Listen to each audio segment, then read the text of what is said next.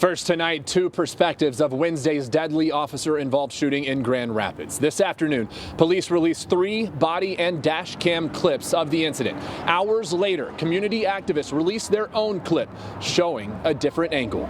This happened in the parking lot of an apartment complex off of Eastern near MLK. Family has identified the man killed as Daquan Johnson. Grand Rapids police say the situation started after officers received a report of a man on a bicycle who was potentially armed. They tried to make contact. The man took off and officers pursued, leading to that deadly interaction. The police department says the video released today is only some of the video they have. The clip shared by activists was projected on a wall during a news conference after a vigil and a march and demonstration. We have not independently verified that video, but we are going to show both clips now. We do want to warn you, some viewers may find the content disturbing. Both videos show the final moments of an interaction between Johnson and 2 officers. We freeze the side-by-side before any shots are fired, but you can see in both versions there is a struggle. These videos exist online. Let's now walk through the narrative from both sides, starting with Grand Rapids Police. Chief Eric Winstrom said today he believes the incident started as an officer-initiated call. Once in the parking lot, officers deployed a police canine to try and take down the man in a non-lethal manner. But the struggle continued. You hear one officer say he's got a gun, and shortly after, shots are fired.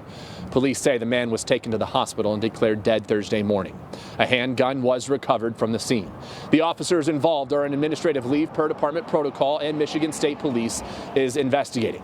Now, in the video released by activists, you can see Johnson on the ground with the canine and officers above him. There is a struggle happening. Those who shared the video say this one shows what really happened. We need accountability, full accountability, not only for the officers, but for their leadership, because their leadership is who spoke to this community and told this community a false narrative of what took place. What are you seeing in that video? What I'm seeing is a young man being executed by a police officer. That's what I see. I saw somebody laying on their stomach with a dog on their back and 2 police officers behind them. And then I watched them shoot my son 4 times. That is Daquan's mother speaking after that video was shared to the public. She says she hasn't been able to see her son, that the video shared by GRPD wasn't shared with her first, and that she hopes those officers are held accountable. I do pray that the 2 men that stood over my son back look me in my eye and tell me why they shot my son. I want justice for Daquan, Trey, Johnson. Okay? And I'm gonna get justice. Cause this, we can't let ride. That's right. If we let this ride, y'all might as well just get rid of y'all whole court system, period. Before that video was released, there was a march and vigil at the site where this shooting happened. The crowd chanting and voicing support for Daquan and his family. Now, as state police investigate this officer-involved shooting, we wanted to walk you through GRPD's use of force policy. Grand Rapids reporter Matt Whitghost joins us now to explain. And Matt, there are important changes that have been made over the last few years, dating back and really calling back to the Patrick Lyoya officer-involved shooting. You are correct, Josh. I know when the Patrick Lyoya shooting happened, I know Chief Eric Winstrom did look at the use of force policy. When he was looking at that use of force policy, he was really looking at adding the addition of sanctity of life into that. We took a look at that protocol to understand exactly what officers are following when out in the field. According to the policy, the department's highest priority is the sanctity of human life. However, officers may use deadly force when the officer has a reasonable belief that there is an imminent danger of death or serious bodily harm to the officer or to another person. The policy also says a verbal warning shall be given prior to the use of deadly force when feasible, something Chief Winstrom addressed Thursday. You hear the back and forth with the officers. The one officer's yelling, "Show me your hands, show me your hands." It's the other one that says, "He's got a gun, he's got a gun." He then says, "He's got his hand on a gun." He says, "Yes." The reason I included that final video is because I thought it was important. But moments after that shooting, then that third video that you heard was the shooting officer saying, "I saw the barrel pointed right at me." A lot of questions we've heard stem from how this all started and how it escalated.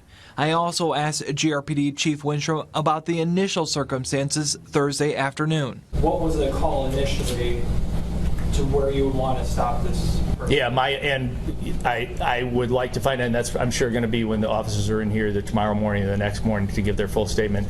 They're going to describe it, but it doesn't seem to be a 911 call. It seems to be an officer-initiated call. So they either observed this individual, giving indications that this individual is armed with a weapon, or, like I said, it could be an anonymous complaint or things like that. We get that all the time. Maybe it was in some establishment and someone called. So I'm just not positive, and I won't be till the next 24 hours probably. Fox 17 spoke to retired Michigan State Police detective and law professor Louis Langham. He shared some initial insight with us after the video was released by police. Even if the call came in 911 or it didn't, the police obviously had reasonable suspicion based upon the information, the person riding a bicycle with a gun or what have you. That's the important thing, is what actually was the shooting itself actually justified based upon Mr. Johnson's actions. Because if you're fighting off a dog, you don't have time to grab a weapon if you have one, because you're fighting off the animal. You're fighting off the canine. So it should have been, under most circumstances, it works out just the opposite. Now, I understand when we were watching that body camera footage, you see two officers with their guns drawn. I know a big question of that discussion after seeing that body camera footage is why not a taser? I know Chief Winstrom commented during the press conference the K9 unit was the non-lethal option in this situation. He did also add if he was in these officers' shoes and he had a K9 officer available, he would have used a K9 officer in this situation. When we were asking a little bit more about a taser, he described it when people are wearing jackets, like a winter jacket like I'm wearing, a taser is not as so effective. Yeah, it appears to be different perspectives from people in the law enforcement field about how this played out and why, and there's certainly more questions to be asked of those involved, but it's clear from the people who are invested in this story here in the public, whether it's Daquan Johnson's family or relatives or loved ones, they see clearly what they say happened in this video. We'll, of course, continue to stay on top of it and continue to monitor any developments. Matt, thank you for your coverage. Now, Professor Langham also walked us through what the next steps in this kind of investigation typically look like ahead of a potential charging decision.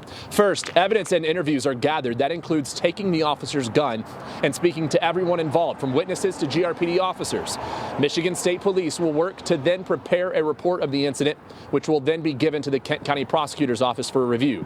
Langham says Prosecutor Chris Becker could make a charging decision within 3 or 4 weeks. Again, this is a developing story and an evolving story. You can stay with Fox 17. We'll update you as developments come in.